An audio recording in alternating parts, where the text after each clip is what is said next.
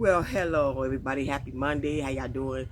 Um, if anybody been following me, I love music, okay? And June is Black Music Month. And I said, today is June 15th, and we're like halfway through the month of June. And I said before, get over here talk about some music. Now, 3 years ago, I did a series called A Tune in June, okay? And I said, I don't know if I'll do that again. That was a lot of work, putting out CDs and albums and child, look. But I was raised on old school music. I went to concerts as a child. I said before, my father was a DJ. And he used to take me and my older sister to we did like different places, like basement parties, clubs. We did all that stuff. Like I tell people, I was clubbing since I was 3-4 years old. I remember sitting in a basement and seeing a whole bunch of afros and afro puffs and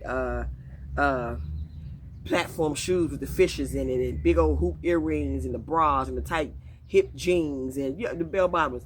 I remember the whole shebang. Okay, me and my sister's 2.5 years older than I am, so her and I used to go and just sit at on a stool. Our feet, of course, wasn't even touching the ground. Me and my sister just sit on the stool, and my father used to be behind the DJ booth. He just DJ, and I see all these grown folks out there. I remember all that stuff. So that's why I think when I got older, when I was like in my 20s, like late teens and early 20s and stuff, I didn't club a lot because I like, y'all, when I say I've been clubbing since I was 3-4 years old, that is the truth.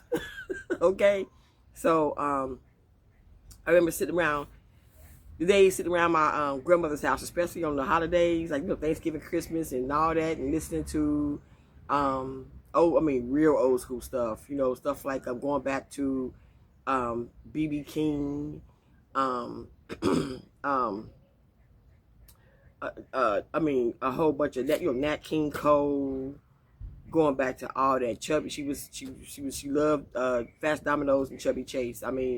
That was Chubby Checkers. That was my grandmother's stuff. She was crazy about all that stuff. So it was a lot. I came from a background of a lot of music, but who I want to talk about today, we love this movie. If you ain't seen it yet, you missed out. But part 2 gonna be coming out. They said it's gonna be a couple years, I'm sure. Ain't gonna be no time soon. But my favorite, of course, is MJ. So I talked about him before. So this is the album that I bought this album about. I had the album now for about I think I brought this like a couple days after he passed. They had the album, so I said, let me go ahead and get my Thriller album. I still have it in the plastic it came in, so I keep this preserved in this plastic. I keep this in a special place in my house. So yeah, so the Thriller album, yep, one of the best selling of all time, still is. And now, it'll hit the charts again. That's crazy. The winner of 8 Grammy Awards, it'll hit the charts again, especially, after the movie and everything. So, and what kind of pissed me off is the fact that people was like, I kept reading comments, folks was like, well, if they ain't talk about the child molestation thing, I don't want to see it. First of all, that shit wasn't going on when this album was out, if you know the history, okay? And the other sad part to me is that, Drake, and whoever, all these people are trying to top a dead man. And it's like, cut it out. There would never be another Michael Jackson, okay? It would never be another Michael Jackson. It won't even be another Prince, okay? So just stop, okay? And I always say, if you have to try to top somebody, that person must have been the shit, okay? Must have been the shit. And somebody online made a comment saying that Michael Jackson had copied off of Drake or something. I said, Drake? Okay, Michael Jackson been out since he was, 4 or 5 years old? He died right before his 51st birthday. And y'all gonna take this picture of Mike from the 1980s and Drake's album cover with the picture of Michael's glove in the front and say that Drake copied Mike. Y'all make that shit make sense. Okay. Okay. Okay. Or whatever. That's like the future. That the future can copy the past, but the past can't copy future. You get what I'm saying? Make it make sense. Now, a gift that one of my aunts that I don't talk to no more, love her, but I don't talk to her, that she sent to me a couple years ago, and she said only a few of these books was made, was this book right here. I think I showed it before. See, look at this. And it has the making of Thriller in here. So this was so neat. She saw this book, and of course she sent this book to me back in 2010. This is so neat. So it has like a lot of things in the back, his pictures and everything, and also yeah, it's just Michael Jackson to make it a Thriller, pictures and all kind of stuff in here. And again, I keep all this stuff in a safe, sacred place because I don't want nobody touching my stuff. I mean, that's just me. So yeah, they just pictures of all the stuff that that they did. So if you ever seen the making of Thriller, most of that stuff is in here. Yeah. Yep, it's in here. So, but most people didn't know that Michael Jackson paid for this video himself. And back then, it was $500,000. It was $500,000.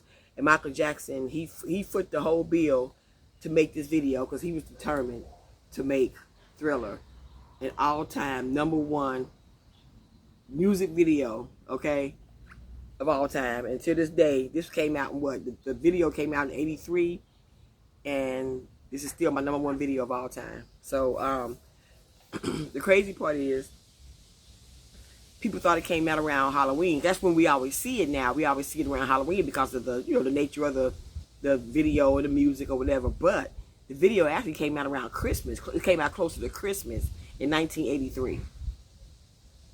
The album came out in '82. The video came out in '83, closer to Christmas. I remember because my mother had us sit in front of the TV set when we had the big old Zenith floor model, and they debuted it every hour on the hour on MTV for several months. My mother had made some popcorn, Kool-Aid, you know what I'm saying? And we all, me and my sister and my younger brother, we were sitting in front of the TV set. We were ready. We was ready. And when it came on, we was blown the hell away. We was like, wow. So it came out closer to Christmas than it did Halloween. But now we just do it for Halloween. So yeah. But I have a lot of music. Like I said, I'm a big time music fanatic. I have a lot of music. I got old tapes. I got CDs. I heard it was gonna bring back cassette tapes. With cassette players, but they're gonna be more up to date than they were. Cause I had a cassette player everywhere in my house. I had one in my bedroom, living room, kitchen, guest room, honey. Cause I would throw a tape in a minute. And then I remember my old car. I had a cassette deck in my. I had a CD and a cassette deck in my old car. Boy, shoot! I just throw in a CD, take the CD out, throw in the tape. Oh my God! But the tape just let it rock until it pop, like Biggie said. Okay, but I'm a music fan. I always say after Mike, though, my next favorite artist of all time, female, is Anita Baker. I've always been crazy about Anita Baker. When I first heard her when she was with Chapter 8, years ago, I was like, that smoky voice. Then when she came out solo, when she did The Songstress, oh my God. When I say I stomped that whole CD, I play that CD like every day, multiple times a day. Which I heard of, I was about 9 or 10 years old when I first heard her sing, "Get Your Behind." See, I told y'all, these damn cats. See, they come in my yard, I'm telling you. Get your behind on. Anyway, interrupted me. But when I heard Angel, that right there, oh my God, I was just like, ooh, this woman's voice. I love that smokiness of her voice. I love me some Anita Baker. Yep, when I saw her in concert, she gives a great concert. She gonna take no shit off you though. But she gives a great concert. I was just like, yeah. From beginning to end, 365 days. I love me some Anita. I love her style and everything. So yeah, yep. So like I said, I have a lot of tapes and CDs. Uh, like with Michael Jackson, I have all his videos. I have all of his concerts from Budapest to like the Bad Concert, Dangerous. I have all that stuff on DVD. So, and I treasure all that stuff. And I remember this was some years back when this of course it's like before Mike passed. One of my old coworkers, he had asked me. This is how cold-blooded people are. Okay, let me tell you. It's cold outside. You know, people gonna be in the house. One of my old coworkers, he said, Denise, I know you got a whole bunch of Michael Jackson stuff. He said, I'm having some, family gathering at my house over the weekend. You know, it's cold. It's going to be snowy. We're going to be in the house. I said, okay. He said, may I borrow your Michael Jackson DVD with all his videos on there? I gave him that look. Like, dude, don't play with me. I want my shit back on Monday morning. He said, Denise, I got you. Monday morning, I'm going to bring it back. Because, he said, I got some nieces and nephews, and he said my mother-in-law, they all love, Michael Jackson. And I was like, I know where I can get Michael Jackson. I can get it from Denise, So I let him, I came to work, I let him borrow my Michael Jackson DVD. It's a two disc set, and it has all his, every last video he ever made is on these 2 discs. And I also have like another disc with other videos, whatever, But anyway, I let my friend borrow that DVD for the weekend. He brought it back. He called me at my desk and said, Denise, I'm going to bring your DVD up when I come upstairs. I was like, bet. Now, another young lady walks into the office. She saw my Michael Jackson DVD sitting on the desk. And she asked him, let me borrow that. Can I borrow that? He said, this ain't mine. This is Denise's. She said, what? He said, I told you, this ain't mine. This is Denise's DVD, Michael Jackson DVD videos.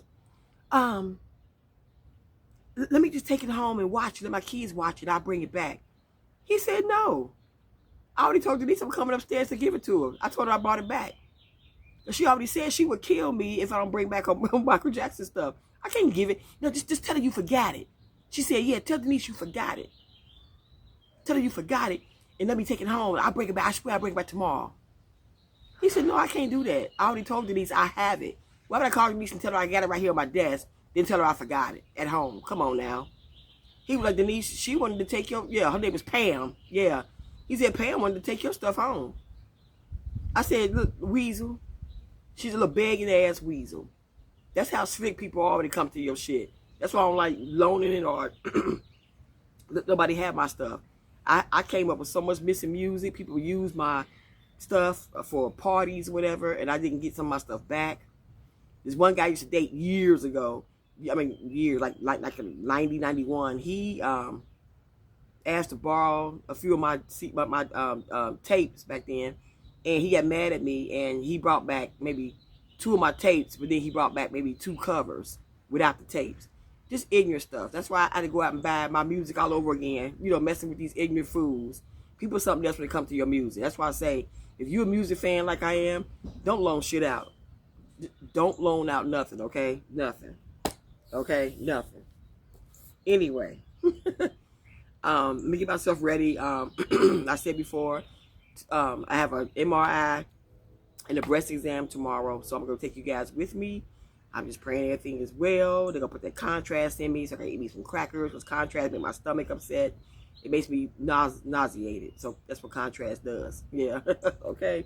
So, yeah, I'll take you guys with me on that.